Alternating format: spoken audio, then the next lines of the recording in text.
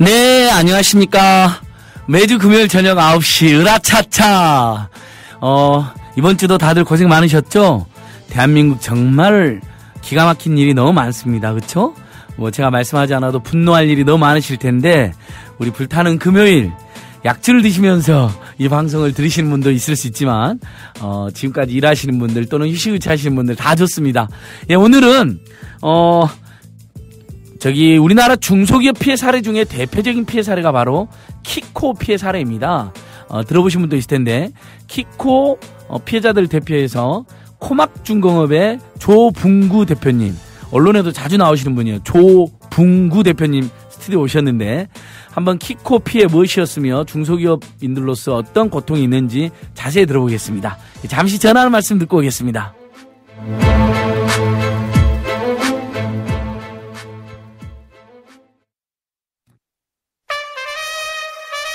국민라디오 개국부터 지금까지 쭉 우리 대리운전 1544-941 국민 대리운전, 이번엔 꼭 국민 대리운전을 부르리. 대리 운전은 꼭 국민 대리운전. 공정언론 국민TV와 끝까지 함께하겠습니다. 1544-941 국민 대리운전. 의리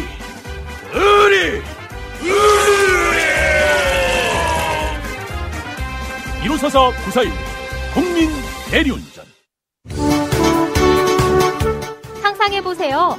매년 납부하는 자동차 보험료로 국민TV를 후원할 수 있다면, 의리의 고대리와 조합원들이 만든 1688-1355 자동차 보험이 국민TV와 지역협의회를 후원합니다. 국민TV가 사람 중심의 정의로운 나라를 만들 때까지 1688-1355 자동차 보험이 대한민국 1등 자동차 보험이 되는 날까지 국민TV 조합원 여러분, 1688-1355 자동차 보험을 믿고 지지해주세요.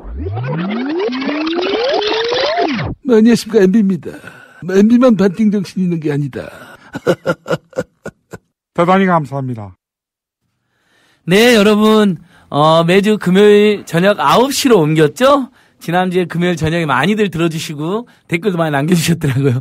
근데 여러분들께서 이거 생방송이냐 아니냐 이렇게 댓글 남겨주셨던데, 제가 약속드린 것처럼 모든 댓글 다 읽어봅니다. 그 다음에 팟빵에 가면 또 거기에 또 댓글 남겨주신 분이 있어서 거기에는 제가 이제 댓글을 달아드렸는데, 국민TV 으라차차 우리 생방송 코너 댓글을 아직 못 달았어요. 다 읽어봤는데, 지난주에도 금요일 저녁에 제가 일이 있어가지고 사실은 녹음 방송이었어요. 녹음이었냐 생방송이었냐 이렇게 막 몇 분이 물어보시는데 가슴이 엄청 찔렸어요. 그래서 솔직히 녹음 방송이었다는 거 말씀드리고, 오늘 또 지금 녹음 방송입니다. 미리 녹음을 해놨습니다. 어쩔 수 없이. 왜냐하면 저녁 9시에 저희들이 하는 일이 있어요. 근데 대신에 다음 주에는 생방송을 하려고 그래요. 다음 주에는 9시에 생방송을 해서 실시간으로 댓글과 소통도 하려고 하는데요. 오늘 녹음 방송인 건 이해해 주십시오. 왜냐하면 정말 일이 있어서 그렇습니다. 자, 오늘 스튜디오. 근데 생방송 못지않게 생생하게 할 거예요. 그리고 뜻깊게 할게요. 자, 오늘 스튜디오에는 방금 말씀드린 것처럼 키코 피해자들 대표해서 코막중공업의 조붕구 대표이사님 모셨습니다. 대표님 인사하시죠.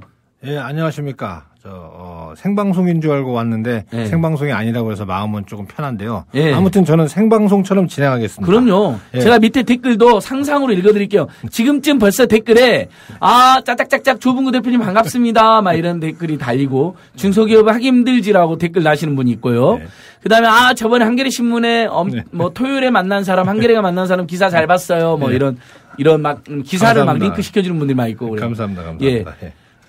대표님 뭐 할 말씀 많을 텐데, 일단은 코막중공업은 저도 들어본 회사인데, 뭐 꽤 유명한 건설 중기계를 만드는 회사 아닌가요? 예, 맞습니다. 사장님 맞으세요? 예.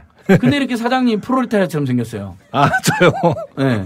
어떻게 갑자기 2008년 키코 사태 이후로부터 이렇게 바뀌었습니다. 잘 나가던 사장 하다가, 부르주아 사장 하다가 키코로 망한 다음에 뭔가 이렇게 서민 행세로 예, 한번 코막중공업 이야기 좀 해주십시오. 예. 저희 회사는요, IMF 잘 아시죠? 1997년도 IMF 이전에 바로 직전에 창업을 해가지고 지금 한 18년 정도 됐죠. 예, 건설 장비를 제조해서 전 세계 한 60여 개국에 수출하고 있는 중소기업입니다. 오, 건설 장비로 하면 뭐 기중지 같은 거? 굴착기입니다. 굴착기. 굴착기. 예. 땅 파는 거. 예, 땅 파고. 주로는 그럼 건설 초기 때 돌을 깨는 그런 장비입니다. 굴착기만 전문으로 만드는. 네네. 유명하잖아요. 코막은 무슨 뜻이에요? 코막. 코리아 머시너리의 약자여 가지고요. 예, 세계를 주름 잡는 건설 중장비 기업이 되자 하는 의미에서 원래 이니셜을 따가지고 KO 코리아 머시너리 MAC 해서 코막입니다. 대표님은 그 이름 너무 멋있고. 근데 대표님은 성함도 너무 멋있어요. 붕자, 구자. 예. 붕하고 구자 한자로 어떻게 돼요? 법붕자인가요? 아니요, 세 붕자인데요. 이거 장자 여러분들 잘 아시죠? 예. 그 장자에 나오는 그 이름인데요. 예. 그 붕새라는 천리. 그러니까요. 날개 세 번만 저으면 천리를 간다는 그런 새입니다. 예. 봉황보다 더 센 거 아니에요, 붕이. 예, 그렇죠. 예. 그래서 중국에서도 그 뭐 창업대라든가 아니면 뭐 영전대 그런 때 붕정만리라고 이름 써진 그 새가 있는 그런 것을 선물로 하고 막 그렇습니다. 예. 좋습니다. 구자는요? 9구자죠. 제일 세지 않습니까? 역시 구도 중국 사람들이 가장 좋아하는 우리 한자 문화권에서 가장 그 길하다는 숫자 아니에요, 구자. 예. 아예 부모님이 크게 되라. 떼돈을 벌어라. 뭐 이런 취지로. 아무튼 그건 아니고요. 예. 아무튼 뭐 좋은 사람 되라. 예, 좋습니다. 우리 청취자들께서 우리 조봉구 대표님 실물을 보시면 참 좋아하실 텐데 정말 이렇게 착하게 생기고 서민틱하게 생긴 사장님도 있구나 이런 느낌이 드실 거예요. 그럼 지금은 이제 직원들이 몇 분이나 되시죠? 지금은 10명 정도밖에 안 됩니다. 이제 공장에서 중기계를 만드는 데가 하나 있고. 예. 그 다음에, 그러니까 좀 줄어들었네요. 키코 사태 이후에. 예. 한 10분의 1로 줄었습니다. 한때 100여 명까지 되다가. 예. 근데 여전히 그래도 지금 다행히 뭐 제가 전화해보면 막 중동이고 막 그랬잖아요. 예. 지금 저희가 그 키코 사태 이후에 거의 뭐 워크아웃도 하고 그 다음에 법정 관리 과정도 거치고 하면서 지금 졸업을 했지만 사실은 뭐 창업했을 때보다 더 어려운 그런 사실은 그런 상황을 지나오고 있습니다. 예. 뭐 예를 들어서 일단 그 전문가들 회사의 주춧돌 역할을 했던 분들도 많이 떠났고 또 그 회사가 어려워지니까 또 뭐 경쟁업체들에서 또 뭐 악선전도 많이 하고 그래서 시장도 많이 잃고 뭐 기술 같이 굴착기 만든 회사가 그렇죠. 토막 중국 망했으니까 거기 물건 사지 말고 우리 물건 사라. 또 거기 사봐야 AS도 안 된다 뭐 이럴 수도 있잖아요. 그렇게 막 하잖아요. 짝퉁도 많이 돌고 우리 기술 유출돼 가지고 그런 고생 저런 고생 많이 해왔죠. 근데 지금은 뭐 많이 좋아져 가지고요. 뭐 월급 안 밀리고 주고 할 정도는 됐습니다. 다행이네. 그냥 회생이 된 거잖아요. 그러면 바로 지금쯤 많은 청취자들이 키코란 말은 들어보셨을 텐데 키코 사태가 도대체 무엇인지 다시 한번 조금 자세히 설명해야 돼요. 왜냐하면 복잡하니까. 일단 영어로는 낙인 낙아웃이라는 것은 많은 분들이 들어보셨을 거예요. KIKO 낙인 낙아웃의 준말. 설명 한번 해주시죠. 키코 사태를 먼저 얘기하기 전에 간단하게 우리나라 IMF 사태 난 거 누구든지 잘 아시지 않습니까? 이 IMF가 어떻게 극복했습니까? 수출 물량을 늘리고 또 금모으기 운동하고 했지 않습니까? 그때 우리 중수 수출 기업들은 정말 수출만이 나라를 구하는 길이다 해가지고 그때부터 정신없이 수출을 길을 터오고 또 물량을 늘려왔습니다. 일을 엄청 열심히 한 거죠. 그래서 이제 국난이 극복이 되고 잘 하던 차에 2008년도에 글로벌 금융위기라는 거 아마 기억하실 겁니다. 리먼 브러더스 사태가 났지 않습니까? 그렇게 잘 성장해오던 수출 기업들이 환해지 상품이라고 하는 2008년도에 그 상품들을 많이 가입을 했습니다. 환율이 계속 밑으로 내려가기 때문에 그것을 방어하기 위해서 일정 환율 수준으로 이제 그런 상품이 나와가지고 그것들을 환해지라고 하거든요. 그 환해지 상품을 주요 수출 기업들이 구입을 한 거죠. 그런데 이 내려가던 환율이 갑자기 글로벌 뱅커들의 그런 조작에 의해서 환율이 갑자기 이제 위로 치솟기 시작하고 그것이 거의 한 1,600원대까지 막 올라가는 1,570원까지 올라가는 그런 1달러당 1달러당 900원대가 그래서 이제 그것 때문에 환율이 올라가게 되면 환해지를 안 하게 되면은 그것이 그대로 이제 수출 기업들한테 수익이 돼서 이제 수출 기업들이 또 좋아지고 하면서 더 많은 또 수출을 하고 하는데 그때 당시에 900원대 환해지를 함으로써 그 수출 물량이 늘어나는 것만큼 환율이 늘어나는 것만큼 올라가는 것만큼 그 차액을 수혜를 보지 못한 거죠. 그것뿐만이 아니고 이 키코 상품은 아주 독한 것이 뭐냐면은 그 환율이 위로 올라갔을 때 그거에 대한 2배의 금액을 갚는 거였습니다. 그 옵션 상품이었습니다. 그러니까 잠깐 대표님 여기서 하나 이제 좀 어려우니까 그러니까 당시 이제 세계 금융이란 게 결국 자본주의를 금융이 자주우지하고 그렇죠. 금융 권력이 탐욕을 부르면서 막 어려운 상품들 내놔가지고 사람들 막 알지 못하게 가입시켜가지고 금융회사들만 이익을 보게 만들어 놓은 건데 당장 이해가 됐어요. 그러니까 하나 짚으면 그러니까 이제 외국이 힘들게 굴삭기를 파는 이제 우리 굴삭기든 뭐든 파는 우리 회사들이 달러를 갖고 들어왔는데 딱 들어갖고 우리 원화로 제대로 받아야 되는데 환율이 확 떨어져 있으면 오히려 손해보는 수도 있잖아요. 그렇죠. 가격 경쟁력에서 좀 싸게 팔았는데 들어왔는데 환율이 막 900원, 막 800원 이렇게 떨어지면 큰 손해볼 수 있으니까 예를 들면 900원 이하로 떨어질 때는 뭐 그 일정하게 그런 위험을 회피할 수 있도록 은행이랑 계약을 하는 거고. 미리 달러를 그 금액에 사는 거죠. 그렇죠. 그러니까 은행이랑 이렇게 이제 일종의 설령 환율이 막 떨어져도 손해가 안 되게. 그렇죠. 뭐 여기까지는 경제적으로 이해가 돼요. 그 다음에 이제 대신에 환율이 올라가면 분명히 한 대 1,000달러에 팔고 왔는데 환율만 올라가면 한국에서 벌 수 있는 돈이 많으니까 이득이 되는 거잖아. 우리 이제 우리 수출 중소기업에게. 그렇죠. 근데 오히려 환율이 올라갔더니 은행한테 빌린 돈을 2배를 갚아야 된다. 그렇죠. 그러니까 환해지 더하기 옵션이 걸려 있는 거네. 그렇죠. 네가 떼돈을 버는 걸 못 보겠다. 이거만 은행에서. 오히려 네가 돈을 더 토해내라. 이거 아주 이상하네요. 그렇죠. 그러니까 은행이 이제 계속 설명해 주세요. 은행이요. 과거까지는 금융위기 이전까지는 그래도 어느 정도 그 공공성의 그 임무를 가지고 이렇게 그 고위험 상품들 이런 것들은 판매하지를 않았었습니다. 그럼 지금도 은행 그럼 우리나라 국민들은 일종의 금융기관이라 그러잖아요. 사실 민간 기업인데도 우리은행 말고 우리은행, 한국은행, 산업은행 말고는 다 민간은행이잖아요, 지금은. 그렇죠, 근데도 다 아직도 금융기관이고 거의 공무원 대하듯이 대하시죠. 그렇죠, 그런 이제 강력한 신뢰를 가지고 있습니다. 그렇죠. 그러니까 정부만큼 우리가 정부를 많이 그 신뢰를 하지 않습니까? 그러니까 그만큼의 신뢰도를 가지고 있습니다. 그러니까 은행에서 얘기하면 곧 법인 것이죠. 정부에서 얘기하면 우리 다 법으로 받아들이지 않습니까?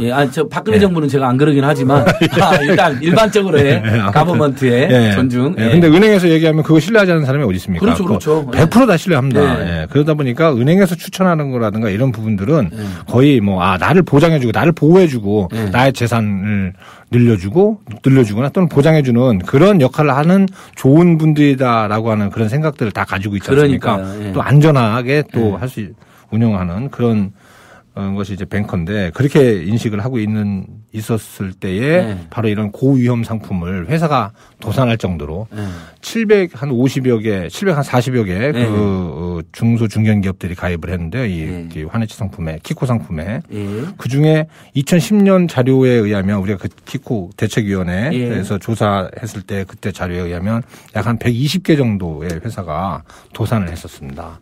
지금 그러니까 잘 나가는 회사들이 그렇죠. 이 키코 만나가지고 그러니까 자기들이 거래하는 은행에 가보면 뭐 저만 해도 심지어는 저기 효자동 우리은행 갔더니 예전에 2008년도 그 금융위기 전에 저기 고객님 펀드 하나도 없으시네요. 요즘에 펀드 없는 사람 없는데 그러니까 제가 그게 뭔데 그랬더니 예금인가 적금인가 그랬더니 적금이랑 비슷한 거래요. 아 그래요? 그러면 뭐 제가 지금 돈은 없지만 그럼 100만 원 넣으면 어떻게 된가 그러면 나중에 이자 많이 붙죠. 고수익이래. 너 주세요 해갖고 100만 원 넣었는데 나중에 50만 원 냈더라. 나 그래갖고 그 사람 내가 쫓아갔는데 딴 데가 없어. 그렇지. 그때 분명히 저도 당했어요. 왜냐면 뭐 펀드가 적금이랑 비슷한 거라고 설명했어요. 진짜로. 그건 제기에 그때 많은 사람들이 뒤늦게 펀드 가입했다가 돈 날린 사람 엄청 많잖아요. 그렇죠. 그러니까 그 비슷한 거죠. 그러니까 예를 들면 코막중공업은 외환은행하고 어디였죠? 거래은행 어디였죠? 신한은행 갔더니 이런 거죠. 조봉구 대표님 이런 좋은 상품인데 가입 한번 하시죠. 막 하면서 뭐 그런 일이 있어요. 그렇죠. 다시 한번 설명해 주세요. 안 좋은 상품을 은행에서 가져와 가지고 설명할 사람은 없지 않습니까? 그래서 예. 아무튼 저희 회사는 이제 그런 이 아주 독한 키코 상품을 만나가지고 이제 그대로 이제 뭐 저희 회사가 가지고 있는 돈 자금뿐만이 아니고 이제 또 협력업체들에서 납품 받아갖고 있는 그 납품 대금들까지 같이 해서 은행에 갚을 수밖에 없는. 그렇지 않으면 뭐 다 도산시켜 버리니까. 그러니까 은행에 있는 일등 은행에 예치되는 예금은 다 가져갈 거고. 그죠, 예, 당연히 가져가고요. 예. 더 내놔라 그래가지고 그러니까 결국은 그 현금 능력 부족해서 1차 도산 같은 건 났었죠. 예, 그렇죠. 예. 저희가 그래서 이제 워크아웃을 그렇죠. 워크아웃이 됐죠. 예.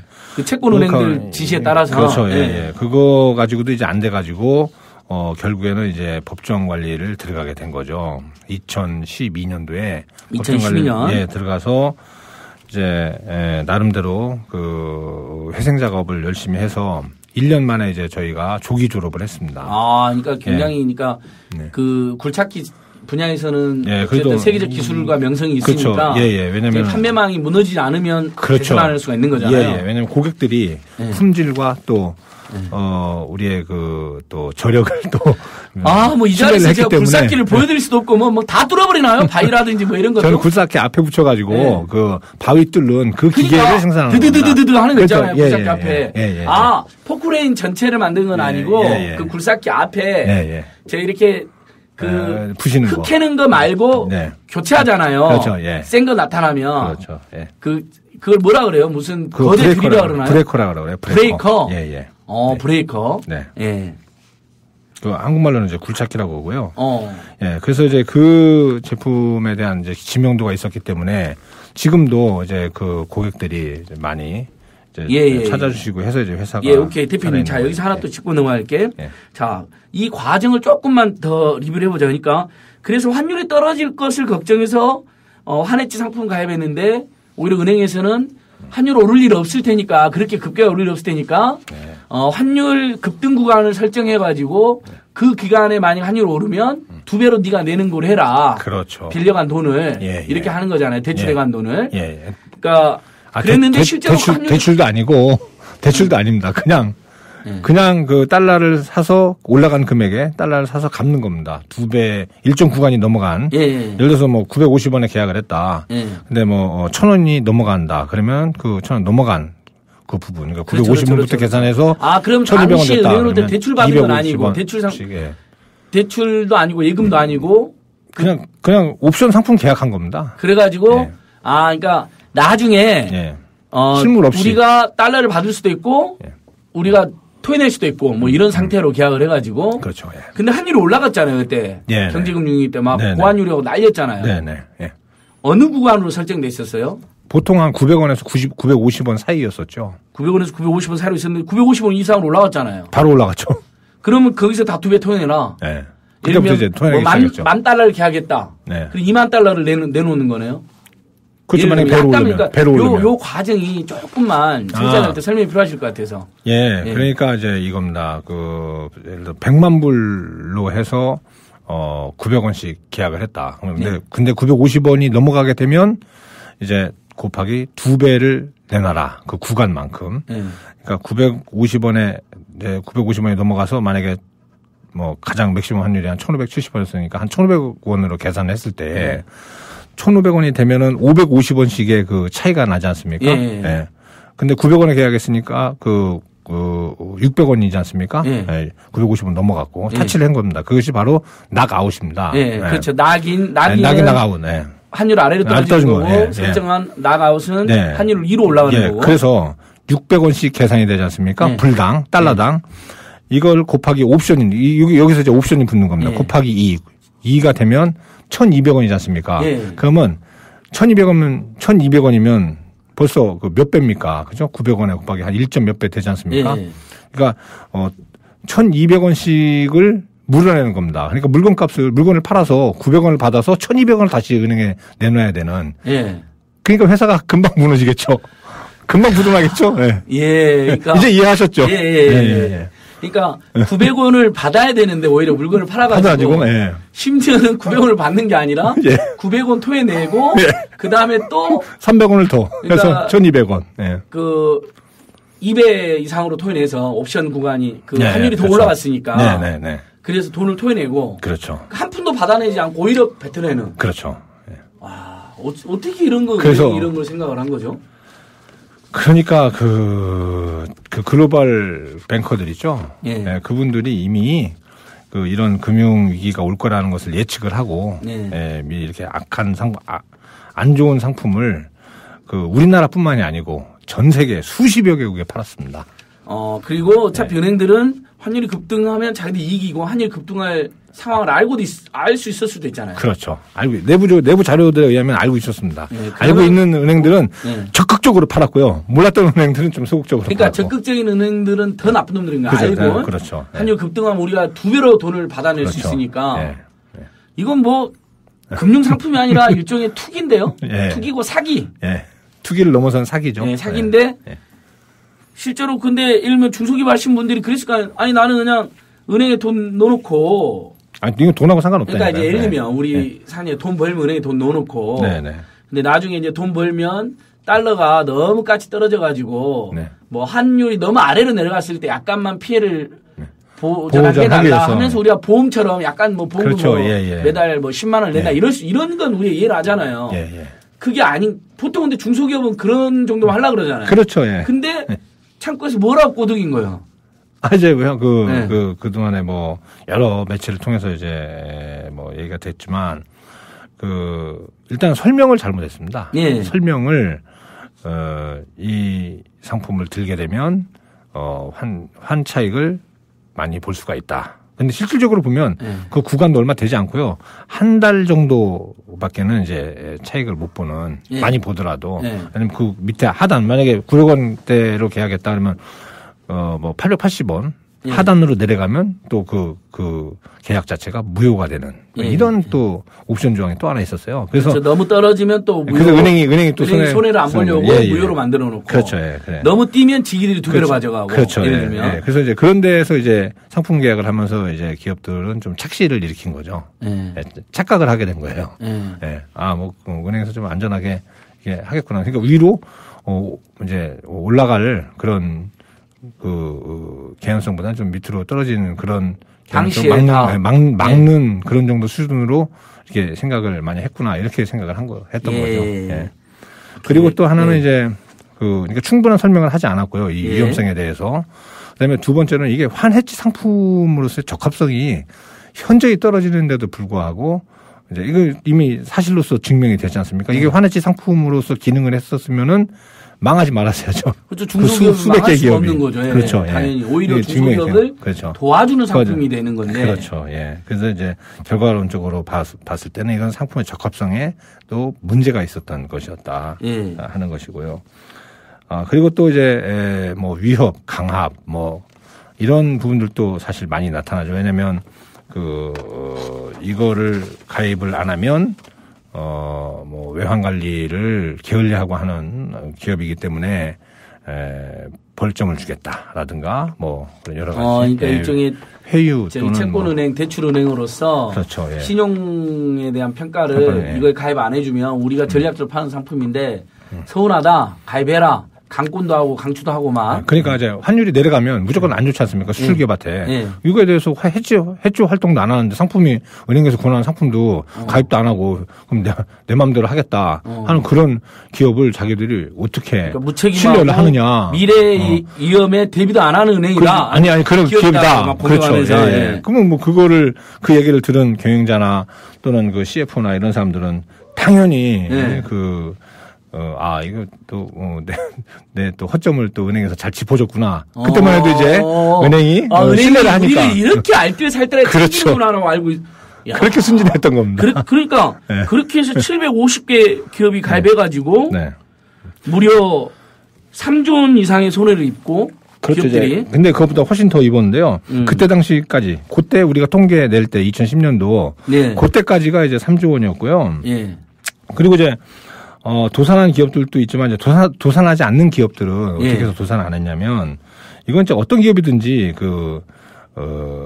참 도산을 좀 더 이렇게 이 환해지 금액이 좀 늘어나거나 했으면은 네. 도산의 길로 갈 수밖에 없는 그런 상품이었었는데 그러면 그 한 500개 정도 되는 회사는 왜 살아남았냐면 그러니까 가입한 회사는 이렇게 된 겁니다. 750개가 가입하고 110개 업체가 도산했고 나머지는 도산까지는 안 갔다는 거죠. 그렇죠. 예, 안 가고 이제 타격만 엄청 입었죠. 가입 금액은 좀 근데요. 작게 하는 회사들인가요? 예, 그렇죠. 가입 금액을 그러니까 자기 규모에 비해서 네. 뭐 만약에 뭐 매출이 1,000억이다. 네. 근데 한 100억 맞았다. 그럼 네. 거긴 도산할 그렇게 뭐 휘청은 하지만 예. 도산할 정도까지는 안 되죠. 그렇죠. 예. 만약에 자본금이 100억이다. 근데 한 50억 맞았다. 예. 그건 거의 도산에 이를 확률이 많죠. 왜냐하면 그렇죠. 예. 자본 잠식되면 벌써 신용등급이 예. 뭐 정크 등급으로 내려가죠. 예. 그럼 뭐 자금 회수당하죠.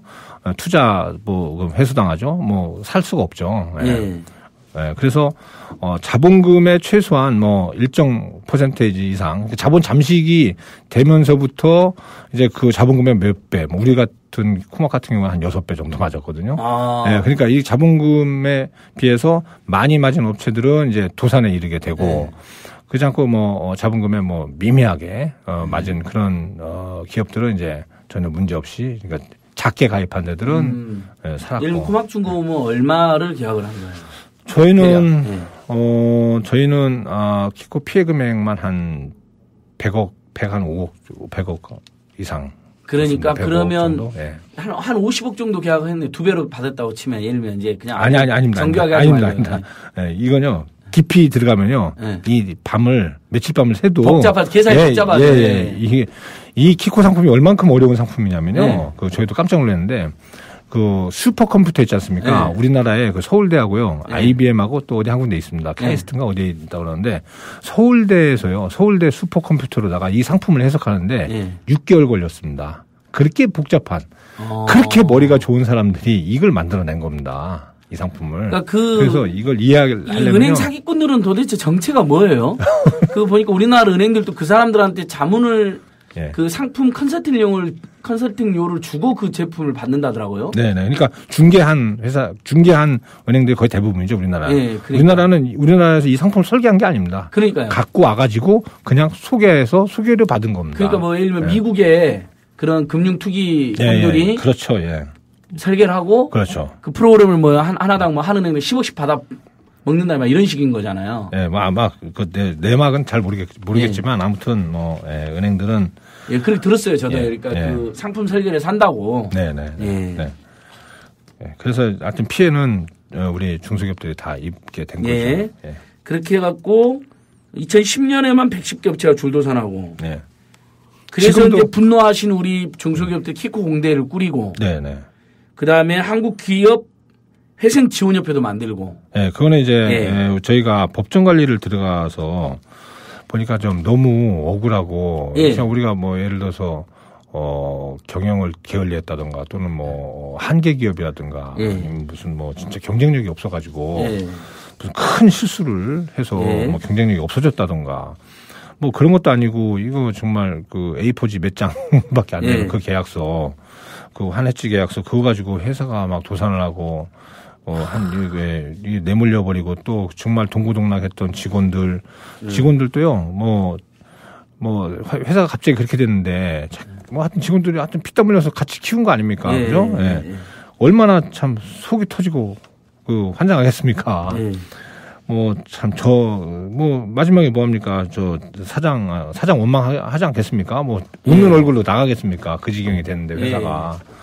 그래서 뭐 법정 관리 또 하면서 보니까 이제 우리와 같은 그런 기업들이 또 상당수 있었고 해서 이제 최소한 사고에 의해서 그 법정 관리가 되고 한 그런 기업들은 좀 지원을 해서 살리는데 주안점을 좀 둬보자. 그래서 우리가 이런 모임을 만들어 가지고 뭐 금융 피해라든가 아니면 보증 잘못 써가지고 이렇게 뭐 맞보증 같은 거 세우고 그러잖아요. 대출할 때. 그래서 뭐 그것도 뭐 하나의 일종의 금융사고인데 그런 부분들 또는 뭐 어디 업체에다가 납품을 했는데 납품 대금이 갑자기 안 들어와가지고 뭐 어음이 부도나는 뭐 그런 경우들 이렇게 경영과 그렇게 직접적인 그 영향이 관련성이 없는 예. 네, 그런 부분에 대해서 영향을 받아서 어려워진 기업들에 대해서 우리가 한번 구제 활동을 해보고 또 경험을 공유하고 또 그러면 좀 더 기업이 좋아지지 않겠느냐, 또 어려운 기업들을 또 살아날 수 있지 않겠느냐 해서 이제 그 뜻을 같이 하는 분들이 예. 이제 모여가지고 우리 중소기업 기업 회생, 예, 기업 회생 한국 기업 지원협회. 회생 지원협회를 그러니까 법무부 산하단체로 이제 그러니까 중소기업 하신 분들의 자구 단체네요. 그렇죠, 시간에서. 그렇죠. 예. 근데 이제 이렇게 엉터리 상품을 팔았는데 네. 그냥 돈을 뺏길 수는 없었잖아요. 네네. 그래서 우리가 검찰이 고발도 한 거를 기억하고요. 제가 사기죄로. 예. 근데 검찰에서는 이제 그 실무 검사님들은 이건 100% 기소를 해야 된다. 사기다. 예, 사기다라고 예. 이제 그렇게 했는데 갑자기 수사검사가 자천이 돼갖고 옷을 벗었죠. 네. 예, 박성재 검사님이 네. 옷을 벗고 하면서 이제 이거 무혐의 처리돼가지고 수사가 종결돼 버렸죠. 금융 권력들이 또 장난을 쳤죠. 예. 지금 저희들 예를 들면 론스타 사태도 그렇고 네네. 신한은행 신한 사태가 있었거든요. 네네. 저희 예를 들면 참여연대랑 금융정의연대에서 적극 대응하고 있잖아요. 네네. 금융 권력 힘이 정치 권력 못지않게 셉니다. 예. 검찰이 수사를 못해요. 예. 수사를 안 해요. 쉽게 말해서. 정권 수뇌부가 다 맥이 닫아있고. 예. 그리고 신한은행만은 신한금융지매도 순이익이 얼마인지 아세요, 대표님? 예, 모르겠습니다. 그러니까 이러면 우리 그냥 은행이잖아요. 우리 눈에는 예. 저것들이 생산하는 것도 아니고 예. 순이익만 2조 원 넘습니다. 야, 엄청나네. 그러니까 국민한테 돈 받아갖고 대출해줘갖고 쉽게 말해서 2조 원을 버는 거예요. 예. 그러니까 물론 이제 보험도 팔고 뭣도 팔고 고생도 하시는 건 아는데 근데 거기서는 그래도 너무 많다. 예, 보세요. 그러니까 수익만 2조예요. 예. 그러니까 대표님만 해도 정말 힘들게 브레이크 만들어가지고 예. 외국까지 가서 바이어들 만나고 힘들게 파시잖아요. 예, 그래서 예. 때도 그나마 돈 벌었는데 외환은행, 신한은행 잘못 만나고 돈 날리신 거 아닙니까? 네, 100억 정도 손해를. 네. 근데 그놈들은 앉아가지고 쉽게 말해서 금융상품 복잡하게 국민들한테 예금 이자는 조금만 주고 예. 대출 이자는 많이 받아가지고 예대 마진이 아니라 이런 걸로 떼돈을 벌면서 심지어 복잡한 그 대출 상품으로 떼돈을 버는 거잖아요. 네. 근데 무혐의다. 네. 그러니까 힘이 셉니다. 금융권력. 네. 우리가 그래서 감시해야 된다. 그리고 무혐의 됐고 법원에서는요. 법원에서는 이제 1심에서요. 네. 우리가 처음에는 좀 패소를 하다가 네. 1심 거의 한 중간 단계 지나면서부터는 저희가 60% 70%씩 이렇게 승소를 했어요. 그러니까 그래서 저희가 은행이 예를 들면 100억 달러만 했는 은행에서 예. 지급 청구를 하면 예. 법원에서 아니다. 너는 한 40억만 가져가라. 그렇죠. 예. 합리적으로 나름대로 합리적으로 조정 비슷하게. 예, 합리적으로 이제 해서 이제 우리는 이제 그거에 이제 굉장히 많이 그래도 이제 법이 살아있구나 이런 생각을 했었죠. 네. 그래서 참 굉장히 이제 우리가 고생한 그런 보람도 느끼고 그랬었었는데. 네.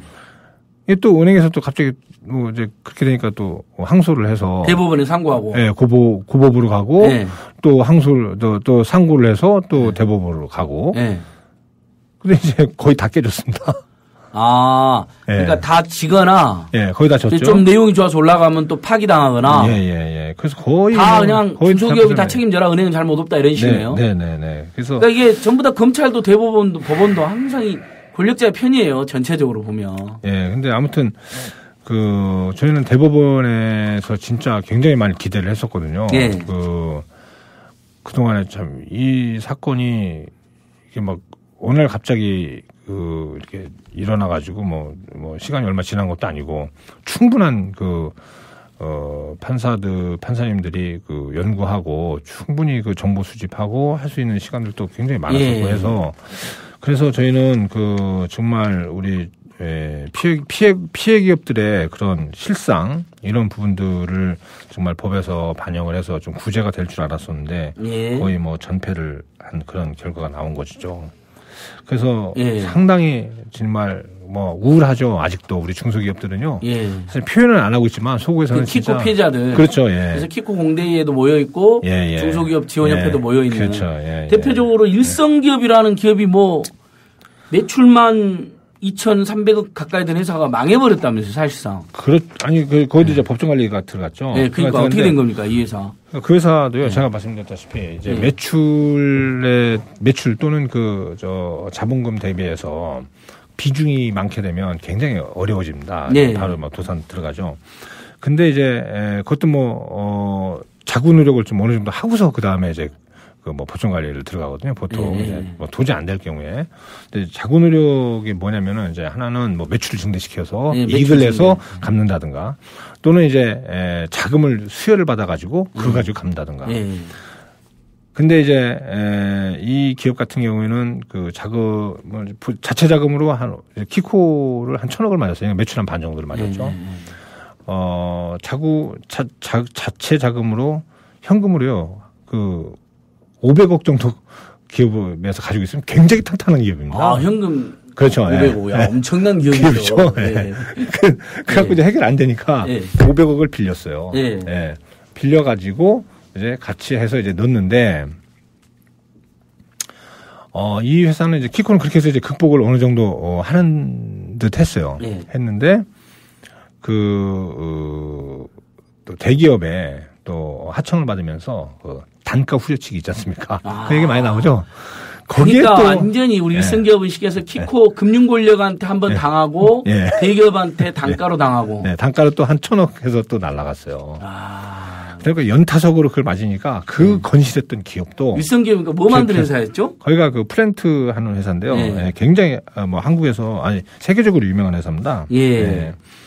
그런데 거기가 참 독보적인 기술을 가지고 있고 그래서 지금 그 회사는 지금 한 100명 정도 이제 직원들을 유지해가면서 지금 운영을 하고 있고요. 굉장히 어려워진 상황이죠. 왜냐하면 오너가 지금 구속이 돼 있으니까. 그 과정에서. 그러니까 이제 법정 관리를 이제 들어가지 않습니까? 그러면 아무래도 채권자들은요. 꼬투리 잡아가지고 어떻게든지 분풀이 하려고 막 넣습니다. 탄원서 넣고 막 그냥 뭐 소송 넣고 막 그렇습니다. 저 오너를 무슨 뭐 저기 경제범죄 관련으로 고발해가지고 고발해가지고 이제 징역을 선고받았고 이렇게 했는데 그 와중에 이제 자금을 유치하는 중에 이제 그런 이제 불상사가 좀 있었죠. 좀 불미스러운 일이 있었어요. 왜냐하면 그 직원들이 뭐 직원들하고 뭐 그 연세 드신 오너분하고 이게 소통이 잘 될 리는 없지 않습니까? 그럼 뭐 검찰에서 뭐 직원들 구속시켜버리면 아니 직원 왜 구속시키냐고 내가 다 잘못했으니까 나한테 책임을 지우셔 뭐 이런 차원이죠. 뭐 이런 차원으로 해서 이제 지금 들어가 계신데 사실 좀 억울하죠. 억울한 측면이 너무 많고요. 키코 사태에 의해서 이제 발생된 문제이기 때문에 일선 기업까지 지금 살펴봤어요. 그러니까 근데 그런 회사들, 그런 기업들, 그런 오너들이 빨리빨리 나와가지고 기업 활동을 해야죠. 지금 수출이 줄고 있지 않습니까? 우리 IMF 때 같은 금융위기 났는데도요. IMF 때하고 글로벌 위기 때하고는 차이점이 있습니다. IMF 때는 우리 수출 기업들이 굉장히 열심히 해가지고 나라를 구하는데 일조를 했지 않습니까? 글로벌 위기 때는요, 우리 중소기업들 손발을 다 묶어놔가지고 바로 이런 키코 사태 이걸로 인해서 그때부터는 지금 수출이 지금 계속 이렇게 줄고 있지 않습니까? 그러니까 이 키코에 투자한 750개는 다 수출 대기업, 수출 중소기업만 했을 거 아니에요? 그렇죠. 근데 중소기업이긴 하지만 그래도 고용률이 굉장히 많고요. 뭐 예를 들면 내수 판매는 뭐 한해치를 할 이유가 없으니까. 그렇죠. 오케이. 근데 이제 검찰에서 무혐의했고 대법원에 패소했어요. 근데 검찰 무혐의는 알겠어. 검찰 봐줬다. 대법원은 뭐 왜 그런 거예요? 그러니까 뭐 은행들 충분히 설명했다 이렇게 주장하는 거예요? 그러니까요. 이제 대법원에서는 저희들이 이제 분석하기는 그겁니다.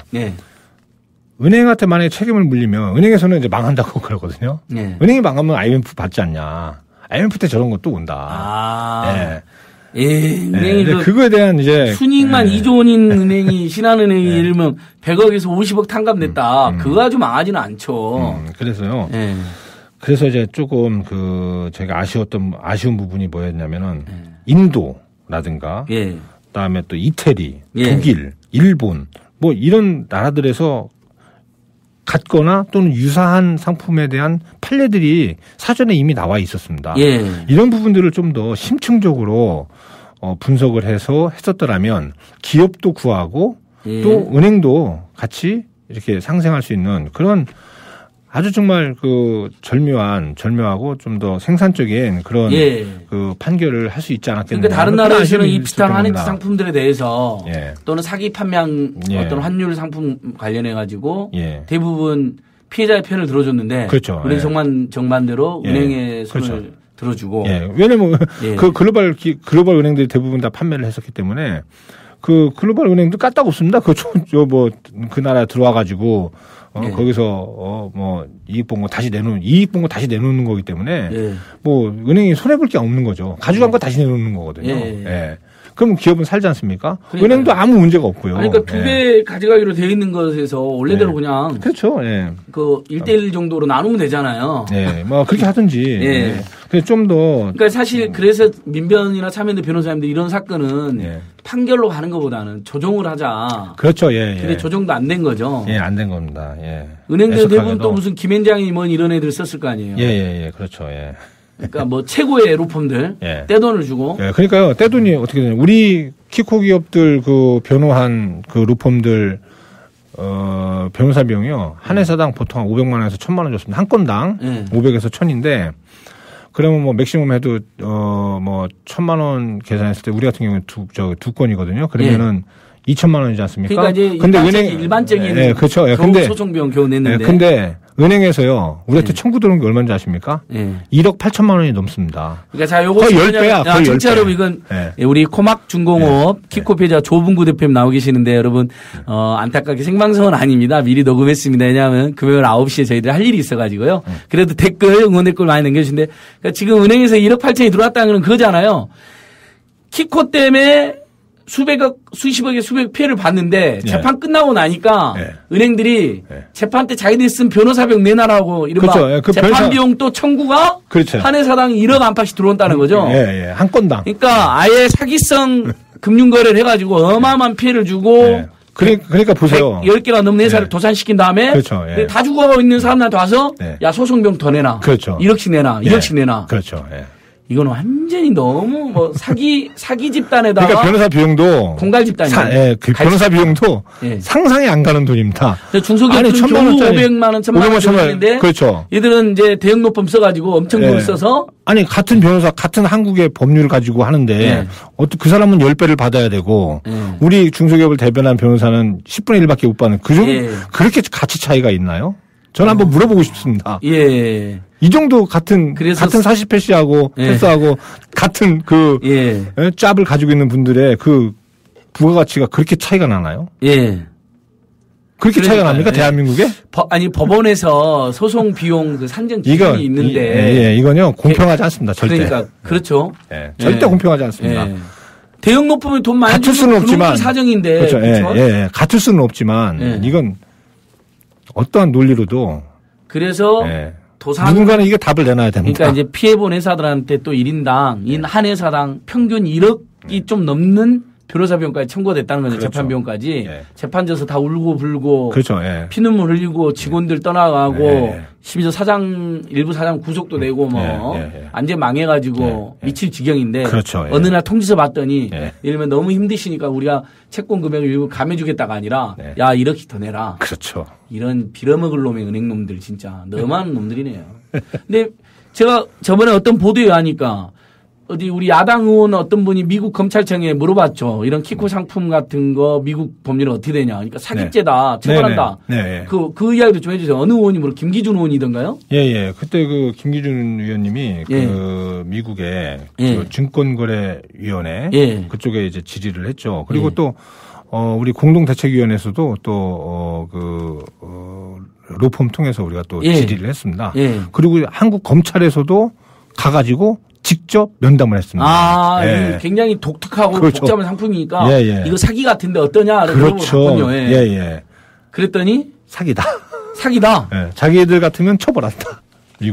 미국은 처벌한다. 아니 우리나라 이 권력자들은 틈만 넣으면 무조건 미국 찬양하고 미국이라면 어쩔 줄 몰라 하는데 왜 또 그런 건 또 미국 자기들이 지켜야 될 권력이 권력을 지켜줄 때는 미국 말을 안 듣는구만요.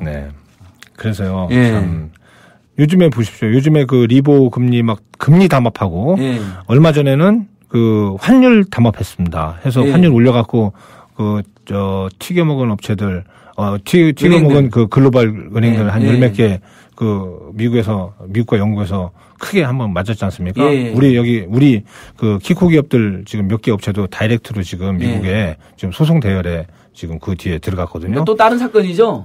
아니, 이 키코 사건에 연관되어 있는 거예요. 왜냐면 환율을 조작했기 때문에. 미국이 우리나라를 환율 조작국으로 그 전에 막 한참 막 지정하고 그랬지 않습니까? 예. 그런데 지금은 자기네들이 자기들 산하에 있는 은행들이 그 조작을 한 겁니다. 근데 미국은 하여튼 벌금을 엄청 때렸어요. 예. 우리는 그 피해 받지 않습니까? 예. 글로벌 은행들이 한국에 들어와서 장난쳐서 우리는 그 손해를 받지 않습니까? 당연히 우리도 그렇게 지금 대응을 하고 있는데요. 예. 문제는 이제 우리나라는 기업들이 도산을 했다는 데 문제가 있습니다. 다른 나라들은 같은 상품을 팔고 같이 했는데 도산하는 나라가 거의 없어요. 그러니까 이제 우리만 도산을 했어요. 정부라든지 검찰이라든지 법원에서 어떻게든 조정을 한 거잖아요. 망하지 않게 은행한테 오히려 책임을 못. 그렇죠. 오히려 은행한테 책임을 묻거나 아니면 조정이나 중재라도 해준다거나. 도이치 은행에서 그 이자율 그 스왑 거래 상품에서 이제 그 설명 위반으로 은행에다가 100% 그러니까 설명 제대로 안 했으면 네가 잘못이다 이런 그렇죠. 거잖아요. 예. 그러니까 우리는 뭐 불안전 판매했다. 뭐 완전하지 않은 판매했기 때문에 뭐 무죄다 또는 뭐 10% 20%다. 근데 그 말도 안 되는 얘기거든요. 불안전 판매란 말부터 없애야 돼요. 그렇죠. 그 말 자체가 그게 법률에도 없는 말이에요. 성립이 안 되는 말이에요. 어느 날 금융기관 놈들하고 제가 놈이라 그러는 게 너무 나쁜 놈들이니까 금융기관하고 어느 날 일부 언론하고 심지어 금융감독 금융위가 불안전 판매라는 개념을 갖고 나왔어요. 그러니까 이게 사기성 판매인데 그걸 가려주는 거잖아요. 일종의 면죄부를 주는 표현이잖아요. 그러니까 부분적 사기라는 말 들어보셨습니까? 불안전 사기라는 말 들어보셨습니까? 그러니까요. 사기는 사기인 거예요. 그래서 독일에서는 100% 은행에 책임을 물은 겁니다. 약간만 사기성이 있으면 그 사기인 겁니다. 그게. 그렇죠. 그게 무슨 사기 판매지 불안전 판매입니까? 그러니까 법률 용어에도 불안전 판매란 말은 없다니까. 그렇죠. 그래서 사기성 금융거래라는 용어는 있어요. 자본시장법에도 보면 사기성 금융거래. 그래서 저희가 이제 우리 기업 지원 회색 지원 협회를 저희가 이제 창립을 하고 지금 거의 한 1년 반 정도가 됐는데요. 자, 우리 금융에 의해서 피해 입어가지고 이제 무너졌으니까 우리가 다시 한번 재기를 하겠다라고 하는 이제 재기의 기회를 달라고 엄청 여기저기 이렇게 많이 이렇게 호소를 하고 막 그랬는데요. 그러고 있는데 지금도 이게 참 쉽지가 않습니다. 이게 여러 가지 법에 타치가 돼야 돼요. 이게 한번 우리나라에서 실수하거나 또는 실패를 하게 되면 정말 영원히 참 잠수탈 수밖에 없는. 그러니까 이 사건이 금융 권력의 탐욕과 무책임성, 반사회성도 드러나고 거기를 오히려 비호해주는 금융 감독 당국, 정부, 그다음에 외국 같으면 처벌했어야 되는데 오히려 무혐의 선고한 검찰 권력의 문제점. 그다음에 은행보다는 사실은 법원이 자비롭게 이런 경우에 서로 주장이 엇갈린다고 100번 양면 엇갈리고 회사들이 다 망할 위기에 놓여 있다는 거 분명하면 예를 들면 중재라도 조정이라도 있어야 되는 건데 역시 금융기관과 대형로펌의 편을 들고 거기다 무자비하게 다시 변호사변과 청구하는 그러면서 지금 우리 키코 피해 중소기업들은 일종의 한국 사회에서 미아가 되고 또 한편은 투사가 된 거 아니에요? 투사는 아니고요. 무슨 막 그래도 집회도 하고 기자회견도 하고 막 그러셨잖아요. 소송도 하고 그러니까 어쩔 수 없이 거리의 기업 그러니까 거리의 기업인들이 돼버린 거잖아요. 참 그러다가 키코 공대를 만들고 그나마 이제 도와주던 데가 이제 민변 참여연대, 금융정의연대 같은 NGO들, 그다음에 야당 정무위원들, 언론에서도 진보 언론 쪽에서는 꽤 보도가 많이 나왔어요. 기억한데 은행들이 잘못한 거다라고. 그건 보수 언론도 마찬가지입니다. 그렇죠. 보수 언론마저도 심지어. 그런데도 그냥 검찰 법원이 그냥 정부랑 검찰과 법원이 짜고 그냥 그렇게 그렇게 당하고도 제가 금융기관의 힘이 세다는 걸 안 믿으시면 어떡해요. 금융기관, 금융권력의 힘이 어마어마하다니까요. 맞죠? 네, 맞습니다. 아니, 안 믿으신 게 아니라 아까 전에 모르신 척 하길래 제가 신한사태 외환은행 우리가 론스타 이런 거 대응하면서 처절히 깨달았거든요. 기소를 안 하잖아요. 웬만하면 다 무혐의합니다. 은행이 분명히 잘못했다고 참여연대가 민변이 고발했는데 법률은 꼼꼼히 해가지고 아직도 수사를 안 해요. 신한사태가 2010년도에 발발했잖아요. 그게 이제 랑찬 당시 신한지주 회장하고 이백순 은행장이 넘버2였던 신한지주의 신상훈 사장을 몰아내기 위해서 기획고소를 한 거예요. 그 과정에서 고객들 계좌를 전부 다 불법 조회하고 뭐 검찰에 할 수 있는 계좌를 추적도 하고 그랬거든요. 근데 우리 신상훈 사장 다 대부분 무혐의 되고 오히려 그 사람들이 제가 다 드러났어요. 그래서 이제 시민단체들이 랑찬 이백순을 고발했거든요. 2010년부터 계속. 지금 5년이 되도록 기소를 안 하고 있잖아요. 야. 이런 사건입니다. 기가 막힌 사건인데. 예. 근데 우리 그 중소기업 하신 분들의 그 얼마나 심정은 오죽했겠어요. 더 기가 막혀가지고 예. 그 방금 말씀하신 게 잘 들어오지가 않아요. 귀에. 그러니까 뭐 관심이 거기야 뭐 예를 들면 예. 은행 내부에서 벌어진 그렇죠. 일인데 예. 맞아요. 그 일은 그런 일인데 예. 이 피해자가 수백 개의 중소기업 그것도 예. 중소기업 예. 성실하게 살아오신 분들 예. 예 대표님 안타까운 얘기죠. 예 그래서 은행들이 그 변호사 비용이라도 받지 말아라고 NGO들을 호소를 했죠. 네. 그것까지 받는 건 진짜 벼룩의 간을 뽑아먹는 파렴치한들이다. 네. 그래서 계속 돈 내라고 연락이 오나요? 지금은 이제 그 영향을 받아서 그런지 예. 뭐 별로 뭐 요즘에는 뭐 독촉은 안 합니다. 아 다행히 예. 진짜 그것까지 받는다는 건 정말 그리고 그 대법원에 승소했어도 양심이 있다면 일종의 자체 채무 감면 같은 것도 할 수 있잖아요. 충분히 할 수 있죠. 예. 당연하죠. 자기들이 그 몇십 년 동안 우리 예. 그 기업들한테 받아간 이자가 얼마입니까? 그러니까 지금도 고막중공업도 지금 채무 남아있죠. 네, 남아있죠. 예. 그러니까 법정의 생절차는 예. 졸업했지만 예. 그래도 채권은 지금도 뭐 최소 몇십억 남아있을 거예요. 예. 그러니까 그러면 앞으로 굴착기를 몇 대를 팔아야 되는 거야? 뭐 한 5만 대는 팔아야 됩니다. 대표님 5만 대를 팔아야 돼 앞으로? 네. 브레이크를? 네. 그러니까 맨날 전화하면 중동에 가 계시구나. 그렇죠. 예. 중동이나 남미 같은데 건설 많이 하는데 아시아. 예. 그리고 또 얼마 전에 작년서부터는 제가 운이 좋아가지고 대통령 해외 순방하실 때 제가 그 경제사절단 일원으로 뽑혀가지고 아 다행히. 예. 그래서 그거 효과 많이 봤어요. 아 그러니까 그때 이제 회사가 중소기업 중에 수출이 잘 되는 회사들, 괜찮은 회사들. 예. 그래서 우리 회사가 키코 때문에 이제 망가져갖고, 근데 경쟁업체들이 엄청나게 선전해야 되고요. 또 그 다음에 우리 또 제가 거리에 나서가지고 그 키코 그 사태 해결해달라고 뭐 할 때 잘 아시잖아요. 할 때 우리 또 내부에서 관리하던 또 친구들이 또 한두 명이 또 경쟁사로 또 도면하고 기술 도면 뭐 이런 거 다 빼갖고 가가지고. 아, 그러니까 뭐 거의 짝퉁 만들어서 영화에 나오는 거네. 영화를 하나 찍어야 되겠네. 예. 아니 실제로 조봉우 대표님 사연으로 그때 한겨레 신문에도 전면을 찍고 누가 영화 찍는다고 하지 않았어요? 예. 그때 그랬었죠. 예. 근데 그 와중에 또 참 그 짝퉁 만들어가지고 또 다 우리 거래선들 우리 거래선들 3분의 2가 그 짝퉁으로 다 넘어갔어요. 예. 예. 심지어. 예. 우리 도면을 똑같이 가도록 하니까. 그러면 특허라든지 뭐 이런 거. 그렇죠. 예. 그래서 지금 소송을 하고 있는데. 민사소송. 예. 민형사 다 하고 있죠. 그러니까 진짜 그러니까 이게 소송이 한 몇 년이 흘러가다 보니까. 대기업이 아니라 일종의 이제 대기업 중소기업 수탈해간 건 아니고. 예. 이건 아니고. 경쟁업체가 빼가버린 거잖아요. 예. 상도야 그날. 그러니까 그렇죠. 아니 왜 그러죠? 어려운 사람을 도와주지는 못할 망정. 근데 그 회사도 지금 어려워지고 있다고 하더라고요. 왜냐면 그런 사람들이 성공할 수가 없어요. 그럼요. 예. 그렇게 해서 절대로 성공할 수가 없습니다. 그렇게 나쁜 짓 하는 금융 권력은 지금 성공해 있는 거죠?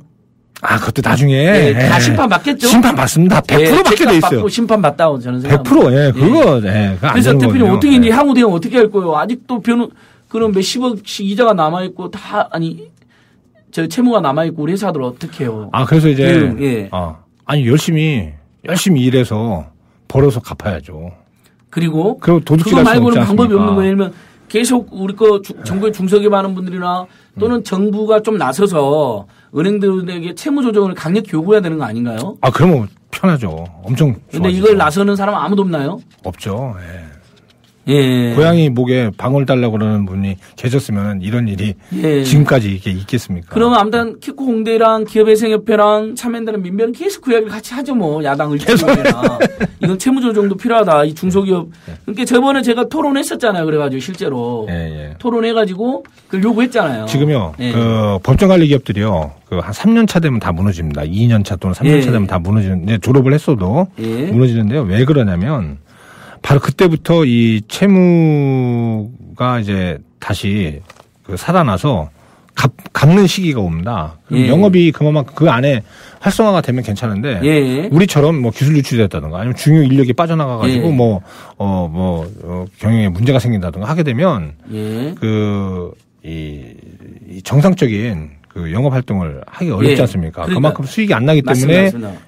어려워지는 겁니다. 그래서 법정 관리를 졸업을 해도요. 정상화되는 기업들이 1%밖에 안 됩니다. 예. 법정관리 졸업해도 예, 왜냐면 이 회사가 판매선도 끊어지고 소문도 안 좋게 나 있고 그런 상황에서 떠날 사람 떠나버리고 그렇죠. 예, 그런 상황에서 이제 예를 들어서 은행에서 신규 대출이나 또는 뭐 하다못해 보증이라도 되게 되면 수주 활동하는 데 도움이 되는데 보증보험증권이라든가 아니면 수출하면 그 수출보증 이런 것들 안에 요즘에는 거의 대부분 다 해오라고 하거든요. 그런 것들이 안 이루어지다 보니까 기업 활동을 할 수가 없는 거죠. 그럼 그런 거라도 그러니까 지원이 이루어진다고 지금 요구를 하고 있는 거네요. 지금 엄청 많이 중소기업청이 이거 안 도와주나요? 안 도와줍니다. 뭐 하는 겁니까 중소기업청은? 우리처럼 이런 회사들 말고 다른 회사들 도와주겠죠. 중소기업 중앙회에서는요? 거기도 뭐 관심도 없습니다. 그러니까 이게 문제예요. 그렇죠? 중소기업 중앙회하고 중소기업청이 중소기업 중소상공을 도와준 건 맨날 정경련하고 경청하고 놀고 있어요.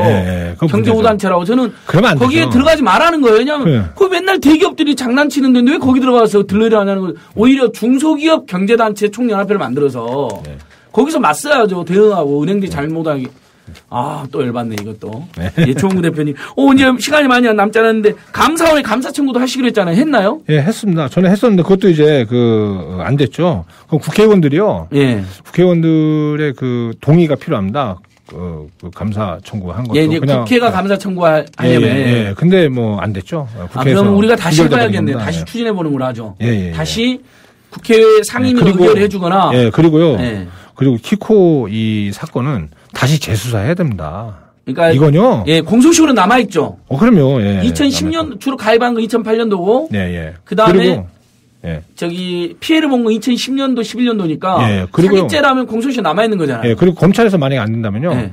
공정거래위원회에서라도 해야 됩니다. 왜냐하면 공정거래위원회에서는 그 환율 조작한 거 증거 다 가지고 있거든요. 그 미국에서. 어차피 글로벌 은행들 했지 않습니까?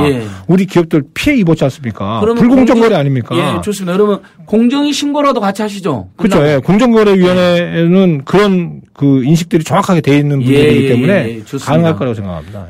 대표님 오늘 너무 아쉽습니다. 우리 청취자들이 아마 제가 부득이한 생방송은 아니었지만 이해해 주실 거라 생각하고요. 대표님이랑 저희들이 또 저녁 일이 있어서 많은 응원 댓글 남겨주시면 대표님이랑 우리 키코피의 중소기업들 들어가서 보겠습니다. 이 땅이 대부분 중소기업 중소형인데 이렇게 중소기업 중소형을 푸대접하고 심지어 푸대접을 넘어서 피눈물 나게 하는 일이 있어서는 안 될 것 같아요. 대표님 간단하게 인사하십시오. 울고 싶습니다. 근데 울지 않게 해주십시오. 짧지만 강렬합니다. 여러분, 우리 키코 피해자들, 이 땅의 중소기업분들 많이 응원해 주십시오. 도와주십시오. 오늘 방송 이거로 마치겠습니다. 감사합니다. 국민라디오 지지하는 4가지 방법 아시나요? 다운로드하기, 별점 주기, 댓글 달기, 구독하기. 국민라디오를 보다 많은 이들에게 전할 수 있는 가장 손쉬운 방법. 다운로드하기, 별점 주기, 댓글 달기, 구독하기. 잊지 마세요. 다운로드하기, 별점 주기, 댓글 달기, 구독하기.